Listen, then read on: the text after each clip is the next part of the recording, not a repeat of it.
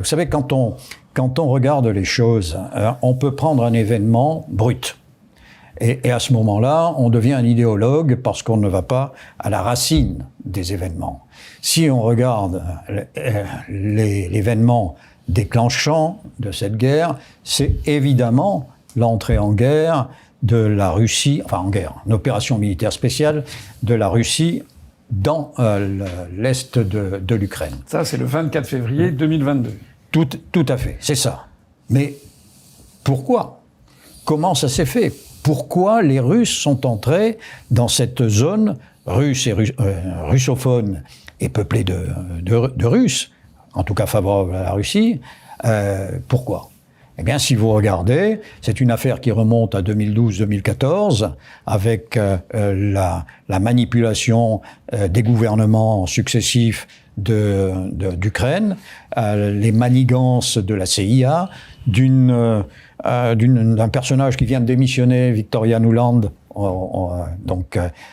qui a agi... Secrétaire d'État... secrétaire d'État américaine, bien sûr, adjointe. Et donc, cette préparation des Ukrainiens à cette guerre, comment ? Eh bien, en massacrant, parce qu'il n'y a pas d'autre terme, en bombardant leurs propres compatriotes dans cette zone du Donbass.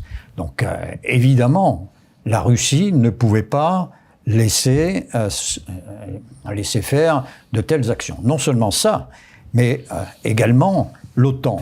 L'OTAN qui n'aurait pas dû subsister à la fin de l'URSS. L'OTAN, c'était face au pacte de Varsovie, même si le pacte de Varsovie a été créé en 1955, un peu plus tard que l'OTAN. L'OTAN n'aurait pas dû subsister, puisqu'il n'y avait plus de menace.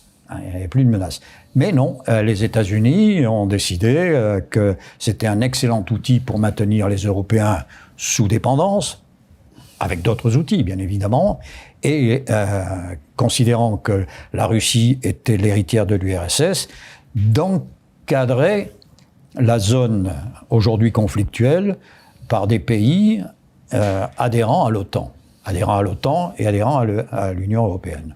Ce qui fait qu'aujourd'hui, Union européenne et OTAN, c'est un couple. Voilà.